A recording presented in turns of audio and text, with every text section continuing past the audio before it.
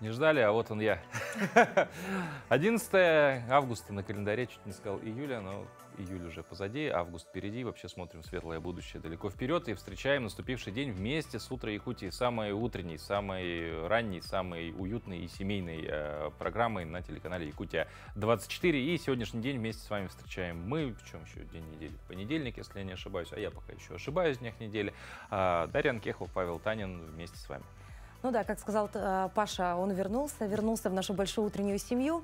Отпуск — это, конечно, хорошо, но работу надо все-таки посещать, Павел. Поэтому просыпаемся, понедельник, август.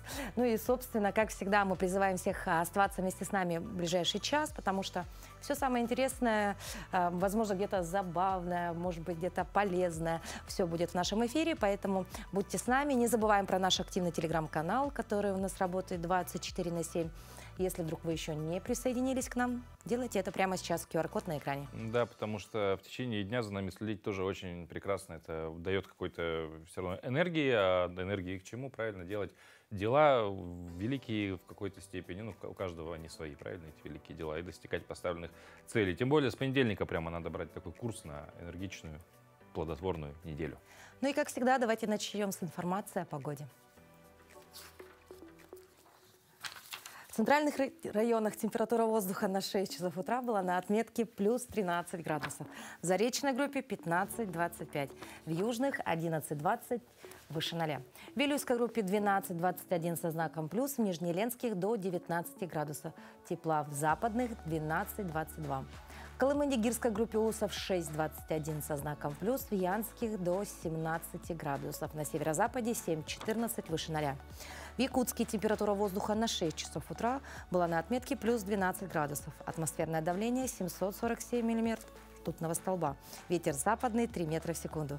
Сегодня днем пасмурно, ветер западный 3 метра в секунду. Температура воздуха ожидается до плюс 21 градуса. Ну вот, можно сказать, хотелось бы сказать, что мы начинаем приближаться уже к какой-то осени, к осенней погоде, но проще, наверное, будет сказать, что мы вернулись к июню. Нет, бабье лето, так сказать, никто не отменял, поэтому я думаю, что многих радует подобная погода. И, кстати говоря, забегая вперед, ну, по крайней мере, то, что видела я, вся неделя обещает быть теплой. Все-таки.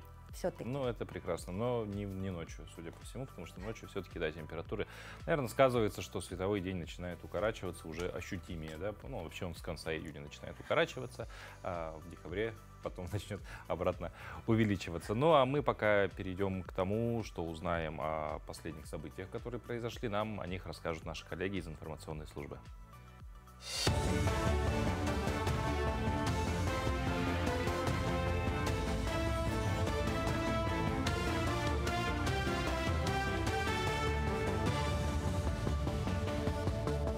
Доброе утро, Якутия. Далее блок новостей. Более 10,5 тысяч участников специальной военной операции, работников оборонно-промышленного комплекса получили льготные ипотечные кредиты под 2% годовых на Дальнем Востоке и в Арктике. Из них 6309 кредитов выдано сотрудникам ОПК. Большинство работников ОПК, воспользовавшихся льготной ипотекой, проживают в Арктике, в то время как среди участников СВО преобладают жители Дальнего Востока. Лидером по количеству выданных льготных ипотек участникам СВО стал Приморский край. В понедельник и вторник работники местного участка Сахатранснефтегаз проведут работы по врезке в газопроводы высокого давления Звероферма Покровск и Покровск-Немигунцы. Данные работы связаны с необходимостью подключения новых участков газопроводов, где ранее были выполнены строительно-монтажные работы. В частности, на газопроводе Звероферма Покровск заменен участок протяженностью 820 метров с увеличением диаметра труб с 273 мм до 325 мм. На газопроводе Покровск-Немигунцы заменен участок длиной 650 метров. По инвестиционной программе капитального ремонта 2026 года вошли два объекта. Это газопровод высокого давления Покровск-Немигунцы 1974 года и газопровод высокого давления Звероферма Покровск 1969 года. Ремонт двух газопроводов высокого давления выполняется с целью бесперебойной и безаварийной поставки газа населению города Покровска и село Немигунцы. В Усть-Алданском районе в селе Маягас по программе поддержки местных инициатив строится и обустраивается Исэх-Тухюльге. Перед праздником Исэх завершили строительство главной концертной сцены и центральной входной арки, где местные мастера сооружили Сергей и Тухюльге обряда кормления огня. В данный момент в составе 3 человек работает бригада над строительством зрительной трибуны вместительностью 320 человек. Главным архитектурным строением является Могол Ураса с балаганом. Высота Урасы 9 метров. Объекты планируют сдать к середине сентября. У нас срок где-то в сентябре было. Сейчас мы по просьбе населения перед Исэхами сделали сцену. А сейчас у нас остается трибуна. Одна закончена, 2 осталось. И буквально сегодня должна приехать материалы на Могол Ураса. Это значит, мы уже завтра начинаем этот. Трибуна по сроку идет, и Могол Ураса тоже закончим, надеюсь. У нас, дожди мешают, но все равно закончим. В Якутске прошел ежегодный фестиваль ИКТ Гикфест. Стадион Туймада стал центром притяжения для поклонников поп-культуры. Фестиваль предлагал насыщенную программу, яркие косплеи, захватывающие короткометражные фильмы и художественные работы, которые представлены на суд жюри в рамках конкурсной программы. Известный блогер Артем Харченко прилетел в Якутск на фестиваль для встречи с фанатами и поделился своим мнением о конкурсных работах. Надо еще добавить то, что также этот фестиваль полностью посвящен талантам, надо сказать, искусству, и, собственно, самой культуре. То есть это очень такая прекрасная возможность выразить себя через, получается, создание костюмов, косплей. У нас очень много различных художников, авторов, различных комиксистов, выступают, конечно же, музыканты, танцоры, в общем, вся талантливая молодежь, можно сказать, то есть и не только молодежь, и в целом талантливые люди, гости нашего города, столицы, собираются здесь сегодня на одном месте, чтобы показать себя, посмотреть на других. Ну а сейчас поговорим о новостях, которые, возможно, дадут пищу для размышления, может быть, удивления, восхищения, назовите как хотите, да? Ну давай уже озвучим такую интересную. В целом касается, наверное, тех, кто любит коллекционировать какие-то экстравагантные вещи, раритеты. Вот Франция, подарила миру новый топ-лот поп-культуры. На аукционе в городе Ним был продан носок, но не простой, а золотистый, усыпанный стразами носок самого Майкла Джексона. Да-да, тот самый, в котором король поп-музыки блистал во время своего легендарного тура во Франции в 1997 году. Как сообщают французские СМИ, носок был продан за 6200 евро. Да, не маленькие деньги, конечно, если еще я даже уже переводить не хочу в рубли.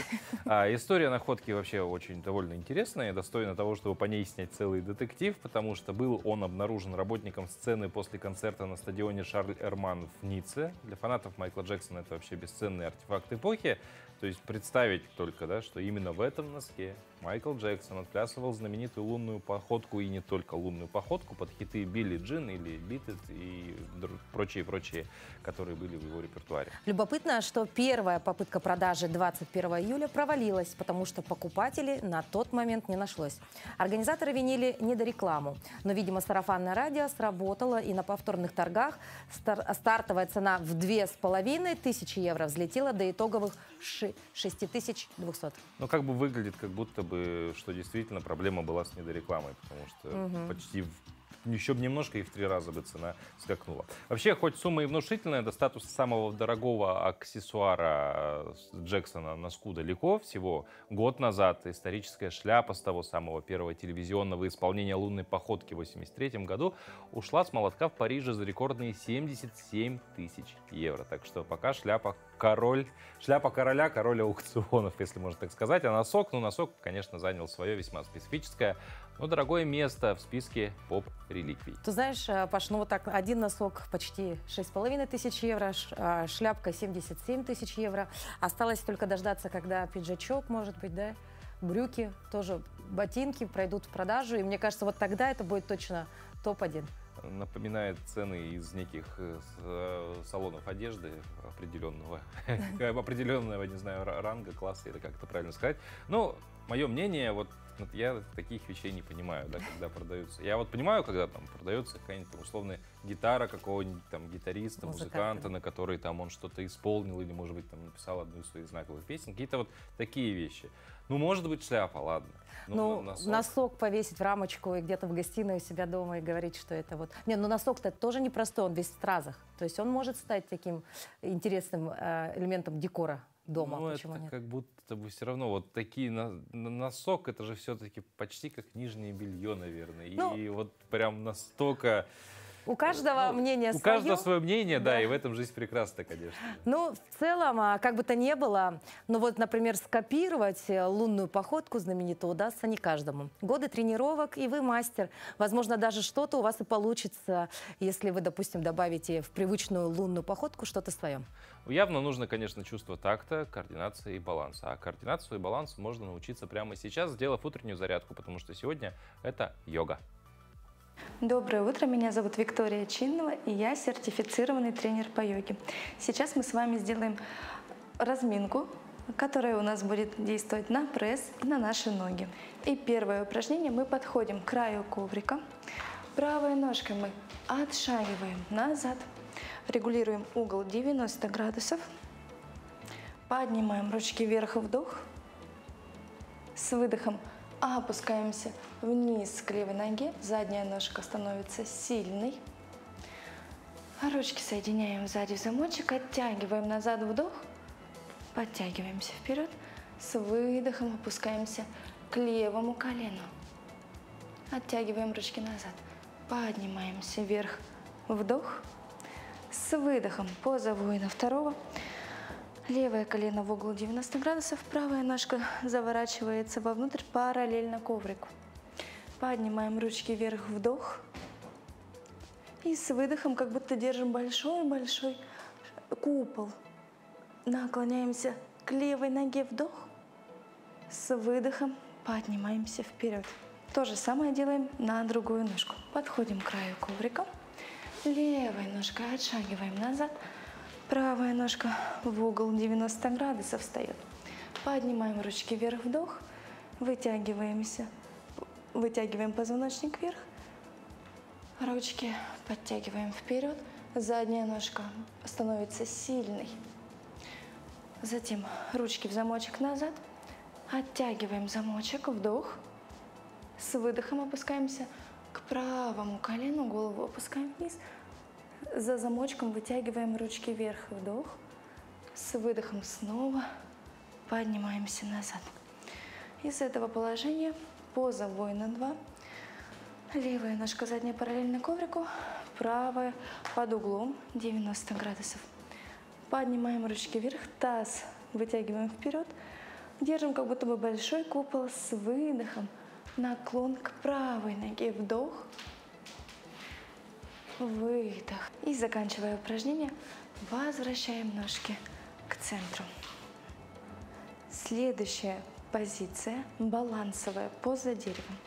Встаем мы ровно в тадасану, включаем икры, бедра, подкручиваем таз.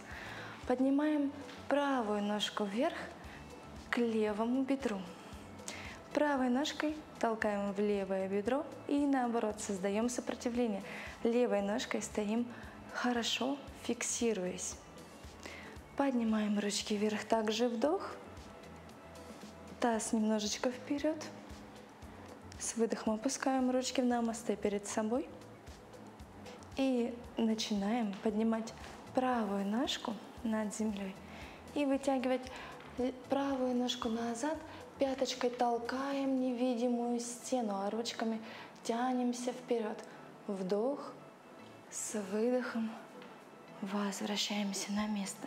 Поменяем ножку. То же самое с левой ногой. Левая нога к правому бедру. Поднимаем ручки вверх. Вдох, вытягиваем позвоночник. Выдох. Отпускаем левую ножку. Ручки вытягиваются вперед, левая ножка тянется назад. Пяткой толкает невидимую стену. Голова вытягивается за макушку вперед. И возвращаемся на место. И завершаем мы нашу зарядку скруткой лежа на полу. Ложимся на пол. Ложимся мы так, чтобы у нас ножки шли в угол 90 градусов, пяточка прижата к пяточке, пальчики ног к пальчикам ног. Левая ручка вытягивается по полу. Правой ручкой ложим сначала на левую ручку, и затем правой ручкой, разворачиваясь ручкой, поворачиваемся в правую сторону и поворачиваем голову в правую сторону дальше и притягиваемся правым плечом к полу. Коленки соединены, пальчики ног, пяточки соединены. Также поднимаем ручку вверх, возвращаемся в исходное положение. То же самое мы делаем и на другую сторону. Обе ножки прижаты друг к другу, пяточки ног и коленки. Ложимся на правый бок, правая ручка, левая ручка. Угол 90 градусов соблюдаем. Левая ручка теперь по полу вытягивается у нас в левую сторону, и головой мы, вытягиваясь, смотрим в левую сторону, прижимая левое плечо к полу. Правая ручка отталкивается у нас от пола назад. Вдох и выдох. Возвращаемся также в исходное положение. Отлично. На этом наше занятие сегодня подходит к концу. Увидимся в следующей программе. Несомненно, зарядка с утра – это, конечно же, хорошо. Вот отличная идея для физической активности в эти дни становится, конечно же, тихая охота. Удалось ли тебе, Паша, во время отпуска собрать хоть одно ведерко? Слава богу, нет. Почему?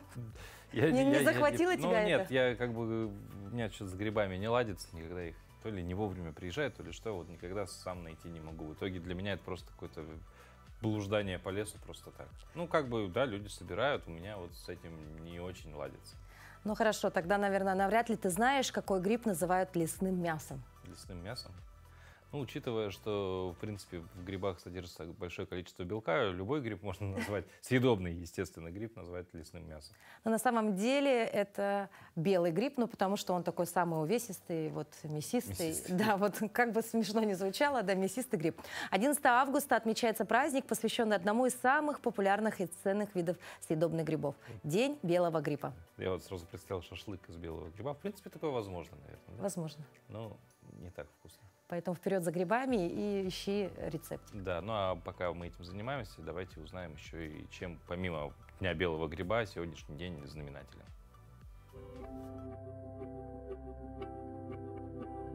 На календаре 11 августа. По народному календарю Калинник, первоначальное название праздника, которое отмечается в этот день, связано с именем одного из святых мучеников – Калинника Киликийского, жившего в III-IV веках. Поскольку имя проповедника очень похоже на название хорошо известной на Руси ягоды, которая к тому же поспевает к этому времени, то Калинник стал еще и праздником Калины. Также калинниками называют утренние морозы, которые уже случались в это время и губительно действовали на хлеба, оставшиеся на полях. Этот день в истории преподобный Сергий Радонежский основал монастырь, впоследствии ставший Троице-Сергиевой лаврой. В Москве открыт аэропорт Шереметьево. В СССР начался показ фильма «17 мгновений весны». В этот день родились Владимир Адоевский, русский писатель-прозаик, Стивен Возняк, американский программист, инженер-электронщик, соучредитель компании Apple, Халк Хоган, американский рестлер, актер и шоумен. Именины сегодня отмечают Александр, Алексей, Анатолий, Вениамин, Константин, Кузьма, Михаил, Николай, Роман, Серафима. Поговорим еще об одной знаковой дате. В 2025 году, то есть в этом, Национальная библиотека Республики Саха-Якутия отмечает столетие со дня основания. Это юбилей, который связан с историей библиотеки, ее деятельностью, проектами и различными мероприятиями. И сейчас мы расскажем вам о человеке, чей вклад в развитие библиотечного дела Якутии неоценим. И его имя навсегда останется в истории культуры республики.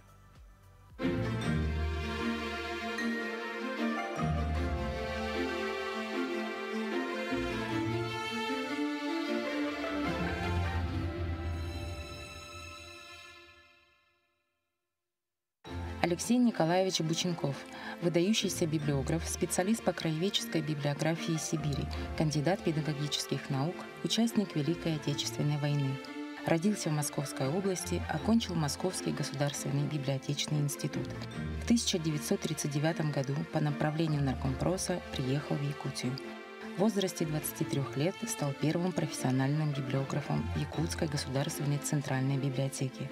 Он возглавил справочно-библиографический отдел, создал тематические картотеки и справочный аппарат по Якутии, заложив основы системной краеведческой библиографии в регионе. Во время войны был мобилизован, но в 1942 году вернулся в библиотеку и продолжил работу. Совмещал должностные обязанности с участием в хозяйственной жизни учреждения, от заготовки дров до строительства помещений. Бученков стал автором уникального справочника «Якутия в русской художественной литературе», который, к сожалению, остался в рукописи. В 1946 году он поступил в аспирантуру в Москве, где защитил первую в стране диссертацию по теме сибирской библиографии. Работал в Государственной библиотеке имени Ленина, ныне Российская государственная библиотека, где курировал краеведческую работу библиотек по всей стране. Он оставил после себя более 100 научных трудов, в том числе фундаментальной монографии. Был инициатором научных конференций, автором понятий и определений, которыми библиотеки пользуются до сих пор. Его имя вписано в библиотечную энциклопедию и справочник библиографа Сибири и Дальнего Востока. Алексей Николаевич внес огромный вклад в развитие библиотечного дела и краеведческой науки.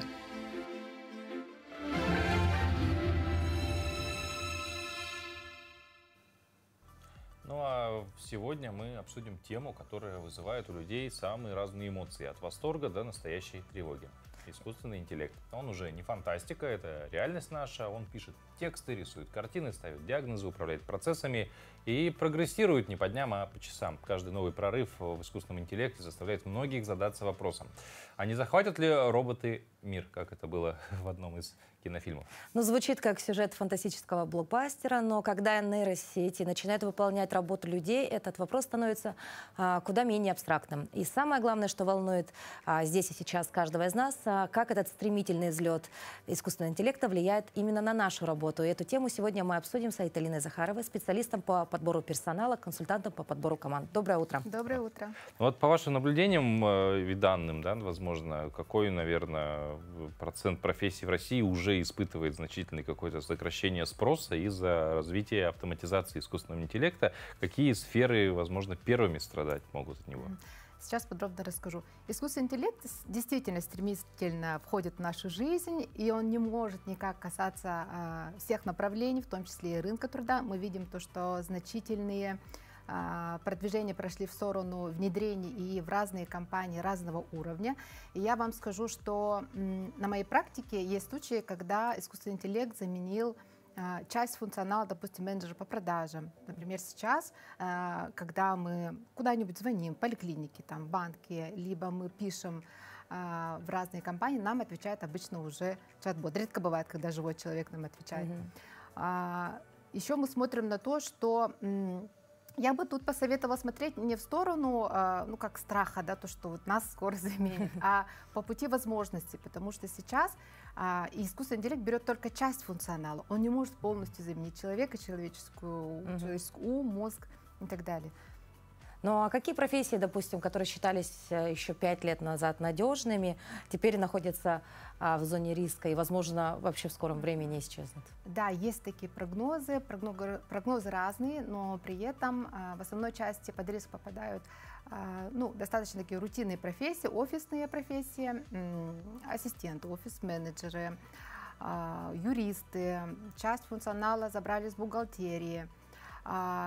Сюда же можем отнести производственные профессии, например, водители, курьеры, операторы. И еще попадают творческие профессии, ну как прогнозируют такое, да, что скоро искусственный интеллект заменит копирайтеров, маркетологов, дизайнеров.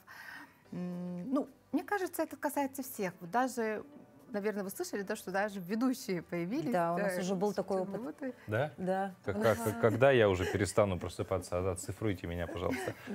У нас был такой опыт, да, ведущих наших сделали с помощью искусственного интеллекта, говорили, но как-то все не очень реально. Тестируют, да. Да. Тестируют время. Но, тем не менее, Определенно же существует ряд профессий или, может быть, классификации профессий, в которых, ну, искусственный интеллект, возможно, ну, если не никогда, но не очень-то и скоро сможет как-то вот себя реализовывать полноценно.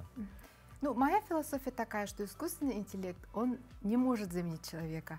Человека заменит тот человек, который использует искусственный интеллект в своей работе уже сейчас. Ну, допустим, да, ну, тут надо мыслить шире немножко. Вот.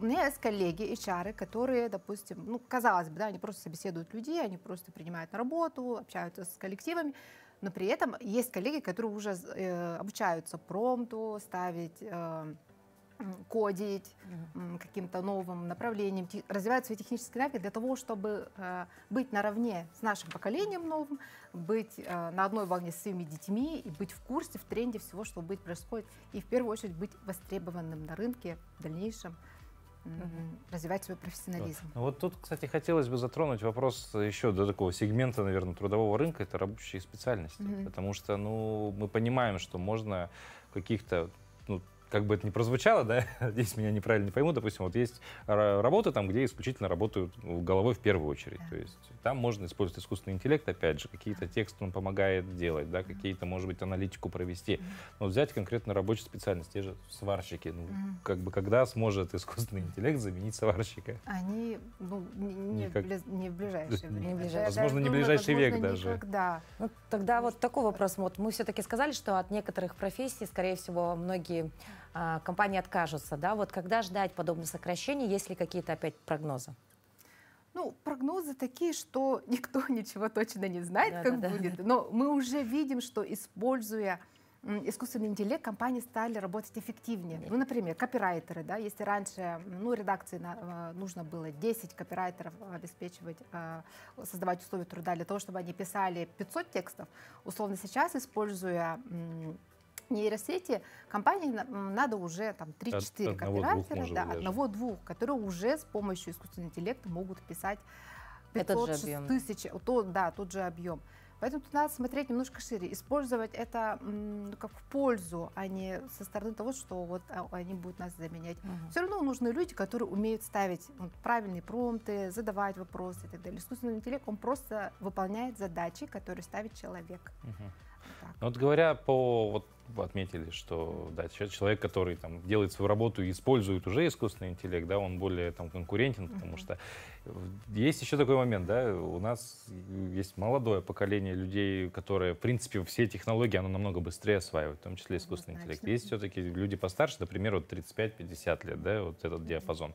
С освоением технологий у них все, ну, объективно помедленнее, тем не менее у них есть другое преимущество в виде, опять же, там, жизненного опыта, просто опыта какого-то и так далее. Они при этом остаются конкурентоспособными в отношении, опять же, вот молодых специалистов, которые используют искусственный интеллект в своей работе. Ну, здесь, наверное, я так скажу, что человек, который развивается, да, в своей профессии, всегда в курсе, в тренде того, что вот какие изменения, что я могу еще узнать, что я могу еще внедрить, чему могу еще обучиться, никогда не перестает развиваться, он никогда не перестанет быть конкурентоспособным. Поколение новое, да, оно технологически подковано, оно быстрое, оно такое тоже стремительно развивается, но при этом, ну, если сравнивать, да, вот сейчас новому поколению чего не хватает? В первую очередь очень-очень страдает сейчас коммуникация.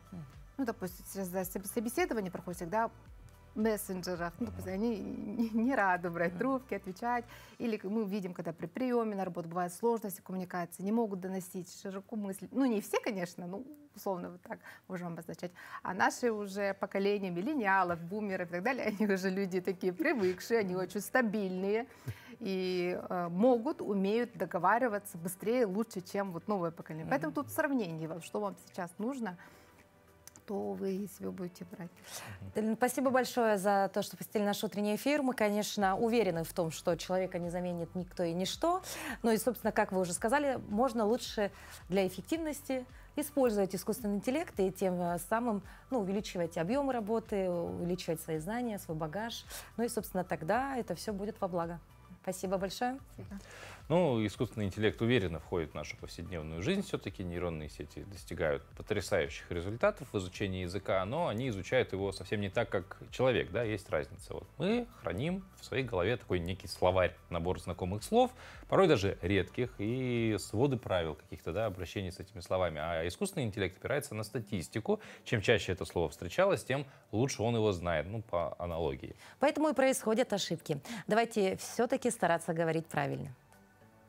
Доброе утро, дорогие телезрители! Мы с вами говорим о подводных камнях изменения числительных по падежам. Мы с вами уже вспоминали о том, что у порядковых числительных изменяется только последнее слово. Например, в 2024 году в музее было организовано множество выставок. Кроме того, мы с вами говорили о том, что есть особенности образования форм сложных числительных, что когда мы их меняем по падежам, мы должны изменять обе части, из которых это числительное состоит. Поэтому более 200 или к 300.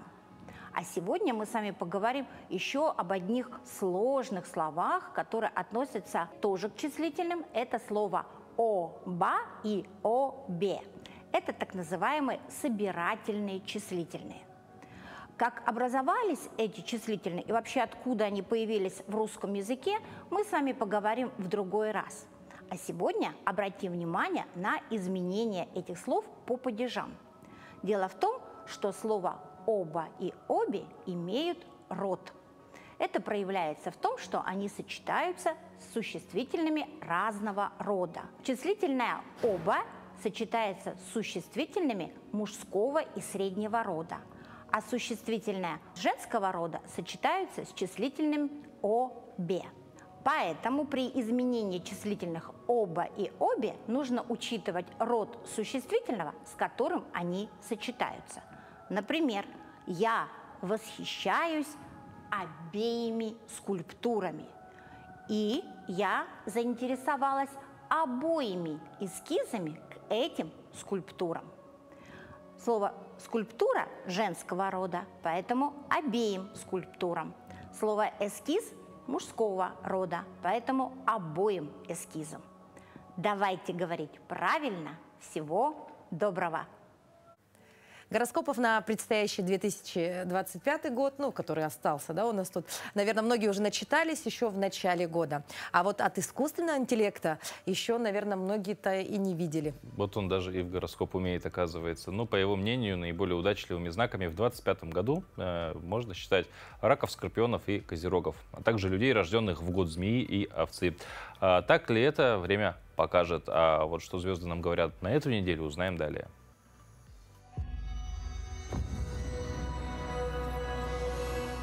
Овен. У овнов в первой половине августа возможны новые знакомства.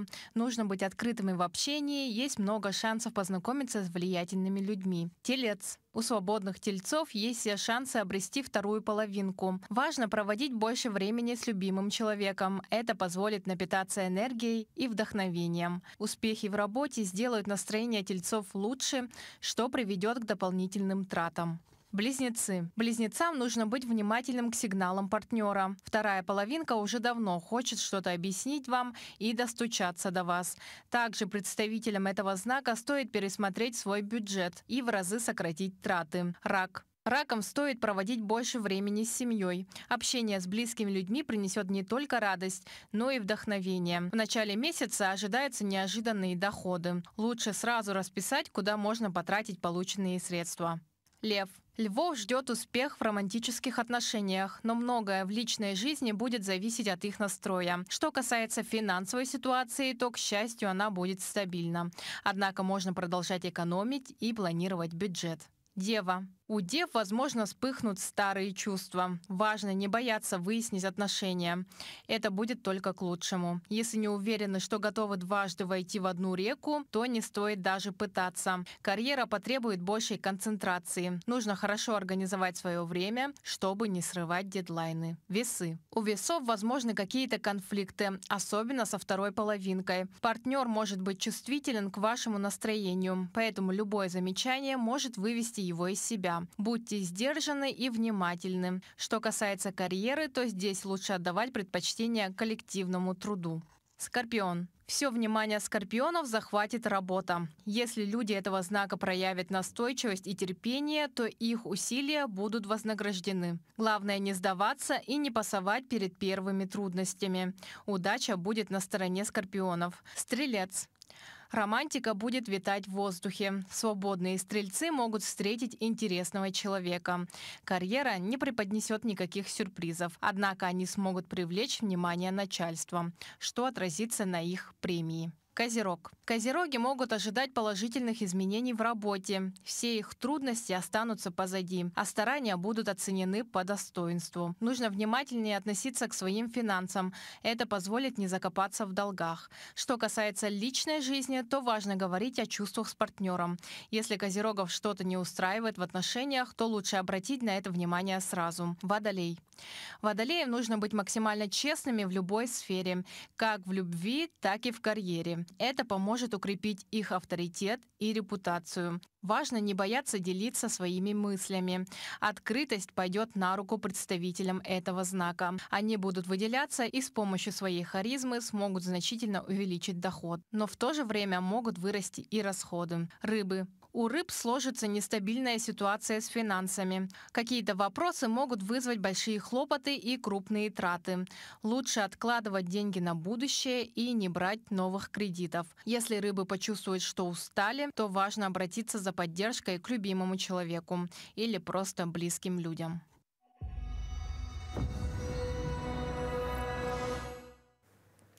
Ну а сейчас мы вновь рады передать слово нашим коллегам из новостной службы.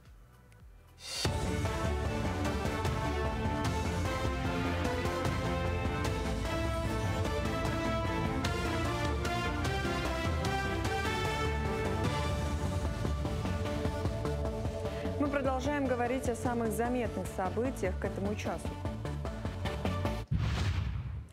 10-й Восточный экономический форум, который пройдет под лозунгом «Дальний Восток. Сотрудничество во имя мира и процветания», ожидает около 6 тысяч участников из 36 стран и территорий. Об этом стало известно по итогам совещания по подготовке к форуму, которое провел вице-премьер Юрий Трутнев.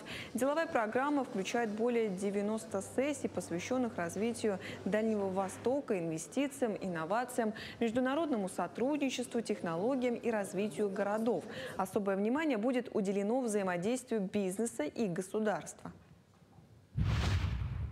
В Верхневилюйском эксплуатационном газовом участке полным ходом идет подготовка к отопительному сезону. Специалисты проводят земляные и сварочные работы для устранения выявленных закупорок газопровода. Сегодня работы ведутся на перекрестке улиц Петра Алексеева и Миронова. На время ремонта газоснабжение временно приостановлено в 26 домах. Благодаря хорошему техническому оснащению работы выполняются быстро и оперативно. В рамках программы социальной газификации план перевыполнен. Вместо запланированного количество подключено на 5 домов больше.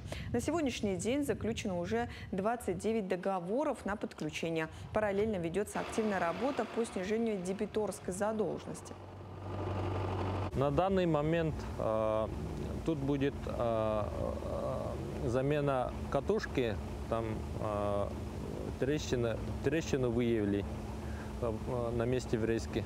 Работает 2 техника, экскаватор-погрузчик и спецмашина УАЗ. Всего 7 работников привлечены. Какая С начала этого года более 8 тысяч семей в Якутии получили целевой капитал «Дети столетия». Только в июле выплату оформили 1336 семей. Средства чаще всего направляют на улучшение жилищных условий, приобретение транспорта, а также на образование детей, медицинские услуги, отдых и другие нужды. Размер капитала в этом году составляет 116 756 рублей. Выплата назначается автоматически при рождении ребенка. Родителям не требуется обращаться в органы соцзащиты. Главное условие гражданства России и постоянная регистрация в Якутии. Роскачество опубликовало рекомендации по выбору школьной формы и рюкзаков. Эксперты советуют обращать внимание на состав ткани. Форма должна содержать не менее 45% натуральных волокон и не более 55% синтетики. Швы на форме должны быть прочными с закрепком на карманах. Маркировка должна указывать, что изделие предназначено для детей или подростков. Вес рюкзака для младшеклассников не должен превышать 700 граммов, для старшеклассников – 1 килограмма. В Якутске продолжается выявление победителей и призеров чемпионата города по футболу в формате 8 на 8. 16 команд, разделенные на 2 группы, демонстрируют свою игру в предварительных матчах. По итогам группового этапа лучшие команды сразятся в плей-офф за звание чемпиона. Участвуют около 200 спортсменов. Турнир проходит каждое воскресенье на стадионе «Юность» с 10 утра до 2 часов дня. На сегодняшний день все команды в 1/8 играют. Так решили на судейской коллегии, что все 16 команд начинают играть в первом туре плей-офф. А следующий по сетке только играют победители. Проигравшие выбывают в соревновании. Играют по 25 минут, 2 тайма. В случае ничейного результата пробивается по 5 9-метровых ударов. Так как ворота 5 на 2, это немножко другой формат, вне игры нет. Но хорошая динамичная игра получается. К этому часу это вся актуальная информация. Встретимся в новостных выпусках. Спасибо нашим коллегам. Ну а у нас на очереди постоянная рубрика «Советы юристов», в которой сегодня наш эксперт расскажет о федеральных и региональных льготах, работающих в Республике Саха-Якутия, предназначенных для многодетных семей. Доброе утро, Якутия! Наверняка самое важное в жизни любого человека – это иметь семью. А иметь большую семью – просто огромное счастье. Семьи, имеющие 3 или более детей по закону, считаются многодетными. И наша республика всячески поддерживает такие семьи, в том числе материально. Поговорим сегодня о льготах и денежных выплатах многодетным семьям в нашей республике Саха. Итак, на что могут рассчитывать семьи, в которых родился 3-й или последующий ребенок? Республиканский материнский капитал под названием «Семья». Размер капитала в 2025 году составляет 316 200 рублей.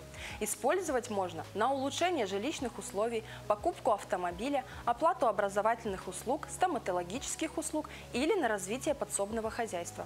Далее, целевой капитал «Дети столетия». В 2025 году его размер составил 116 756 рублей. Использовать можно на улучшение жилищных условий, покупку транспортного средства. Также допускается потратить их на семейный отдых по Российской Федерации, либо перевести данные средства на вклад, открытый на имя ребенка. Кроме того, в Республике Саха многодетные семьи имеют право встать на очередь на получение в собственность большого земельного участка бесплатно. Здесь необходимо ответить, что граждане, вставшие на очередь, имеют право не дожидаться получения участка и взамен взять единовременную выплату. В 2025 году ее размер увеличен и составляет 300 000 рублей. Кроме указанных денежных выплат, существуют и дополнительные социальные меры поддержки для семей многодетных. Указом главы Республики Саха-Якутия в апреле 2024 года сформирован перечень таких социальных мер. Это бесплатный проезд для детей в общественном транспорте, бесплатное питание для школьников 5-11 классов и студентов, бесплатное посещение музеев, льготы на оплату жилищно-коммунальных услуг не менее 30%, а для родителей предусмотрена организация профессионального образования. Стоит отметить также, что с сентября 2024 года студентам из многодетных семей платно обучающимся в среднеспециальных учебных заведениях России по востребованным специальностям выплачивается единовременная компенсация за оплату обучения до 50 тысяч рублей. Ну и последнее – это выдача удостоверения многодетной семьи. Оно может быть сформировано по желанию как электронно, так и на бумажном носителе. Удостоверение единого образца и действует по всей стране. На этом все. До новых встреч. И если не знаете, как поступить, поступайте всегда по закону. Что ж, в Якутии много талантливых мастеров, которые создают уникальные изделия и делятся своим мастерством. И чтобы поддержать и развивать эти навыки, впервые в Якутии пройдет первый северный турнир мастеров. Это яркое событие, где профессиональные мастера сразятся в честном бою, а гости смогут стать частью этого праздника. Сегодня подробнее на эту тему мы поговорим с организаторами турнира. И у нас в гостях Максимилиан Лугинов, это руководитель столярной мастерской, и Максим Атуков, руководитель Центра проката инструментов. Доброе утро. Доброе утро. Ну и первый вопрос, да, как вообще взялась идея устроить турнир мастеров? Ну, идея зародилась буквально в прошлом году. Мы смотрели очень много того, что происходит в России. Есть компании, которые проводят подобные турниры. Поэтому мы решили что-то сделать у себя тоже здесь, на родине, в Якутии. Вот. А навык почему вдруг вас зацепил и что понравилось? Сама идея. Мы объединяем людей, которые могут заниматься, производить какие-то продукты своими руками. Это DIY, то есть do it yourself. Соответственно, мы занимаемся арендой инструмента, мы сдаем людям в прокат оборудование, они делают что-то своими руками. Поэтому мы решили поддержать эту идею и непосредственно провести такой северный турнир. Чтобы они еще больше делали что-то своими руками. Конечно. Логично. Ну а подробнее расскажите о том, какие самые зрелищные испытания на выбывание, я так понимаю, да, будут, и что будут делать мастера? Вообще, в целом участников будет 50 человек. Все соревнование будет подразделяться на 3 этапа. Там будет как и очные выступления в виде многоборья могут быть, так и групповые соревнования. Ну, соревнования на самом деле интересные, я не буду раскрывать. Все фишки, да? Но они все связаны с работой по дереву, и не только по дереву. Да, там все будет оцениваться, ну, ловкость, смелость, может даже креативный подход и качество, соответственно. Ну а для кого это все? Понятно, что мастера, скорее всего, все будут в разряде участников, да? Кто-то за этим всем будет наблюдать, то есть другие мастера, или все-таки есть такой, как сказать, не знаю, там... Ну а зрителям-то можно будет прийти посмотреть? Да, конечно. Кого в зрителях ожидают, вот, наверное. Мы их приглашаем всех, вход бесплатный, приходите, будете наблюдать за всем мероприятием, также можете сами поучаствовать, поделать что-то, поработать своими руками. Также у нас будет секция там для детей непосредственно. То есть такая детская столярная мастерская? Да, наподобие детской столярной мастерской. А что она из себя будет представлять? То есть это тоже будет какой-то соревновательный момент или это больше уже как для активности для гостей? Это активность для гостей. Будут мастера, которые непосредственно будут показывать, учить, приучать детей, допустим, к какому-то труду. Ну, покажем, как можно работать шлифмашиной, там, перфоратором, лобзиком и так далее. Все аккуратно, все под присмотром. Ну вот в названии есть такое слово «северный», да, «северный фестиваль». Почему именно такое название? Имеет ли оно какую-то смысловую нагрузку, может, какая-то философия мастерства? Здесь больше, наверное, играет роль наша география, так как мы расположены на севере, поэтому решили так назвать, что северный турнир мастеров. Вообще вот не только мастеров, любой желающий может прийти к нам и поучаствовать. То есть не обязательно быть профи, можно быть и просто... Вообще нет, не обязательно. Первый раз попробовать можно? Да, здесь вообще могут участвовать практически кто угодно. Да? Это не обязательно столяры, плотники, да? Это могут быть строители, это могут быть какие-то кузнецы, ювелиры. Вообще вот те, кто может себя назвать мастером хоть в чем-то, да? Хоть в какой-то степени, они могут у нас уже участвовать. Максимилиан, вот вы сейчас сказали, да, о том, что кто угодно. А есть ли какие-то возрастные ограничения? Возрастных ограничений совсем нету. Вообще никаких ограничений нет. Главное, чтобы не были как бы детьми, да? Откуда начинается рубеж детства? Ну, 18. Ну, 18 плюс. Хорошо. Ну, а если все-таки вернуться к тому, вот как вы придумывали, да, данный проект, да, все-таки больше мы говорим про столярное дело, да, больше участников, или все-таки не обязательно так? То есть и кузнецов много, и ювелиров как? Ну, я сам по образованию, по спецификации являюсь изготовительным художником или из металла, то есть как бы тоже ювелир, да. Поэтому каждый ювелир, он волей-неволей уже работает с деревом. Соответственно, ну, то есть в основном, да, будет, конечно, дерево, но и другие, вот я же говорил, что в формате многоборья, да, будут разные.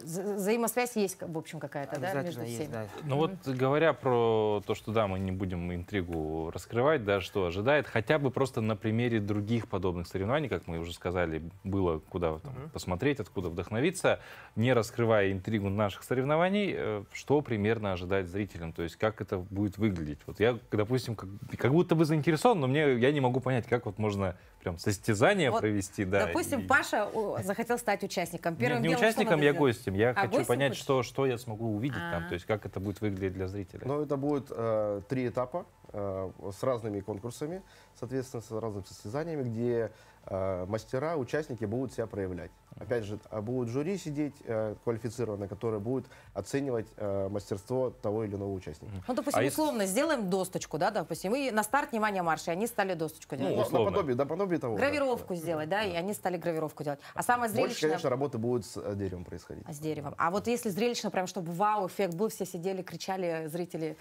Приходите, вы все узнаете. Это правильно. Вот, то есть примерно понимаем, что ожидать. А заявки-то можно подать еще? Заявки принимаются, да. У нас сейчас эту неделю будет активно проводиться донабор всех участников. Участников 50, так что приходите, участвуйте. Есть возможность еще, да, попробовать. Ну и последнее, конечно, мы так говорим, приходить, посмотреть и так далее, а куда и когда прийти посмотреть? Это все будет проходить в усадьбе Мельница, по Ваганскому тракту расположено, где как раз-таки рядом с Бергеном, стрелковым клубом. А когда? 17 августа. 17 воскресенье. августа. Вот прекрасный день, 17 августа. Почему бы и с пользой не провести время воскресное вместе со своей семьей? Там, возвращаясь к нашему сегодня лейтмотиву про грибы, потом можно в лес и за грибами. Обязательно. Кстати. Да, территория усадьбы на самом деле большая. Мы там уже были, смотрели, там порядка 4, по-моему, гектаров. Поэтому приходите, будет очень весело. Будут конкурсы для зрителей, будет питание организовано тоже как бы для зрителей, для участников.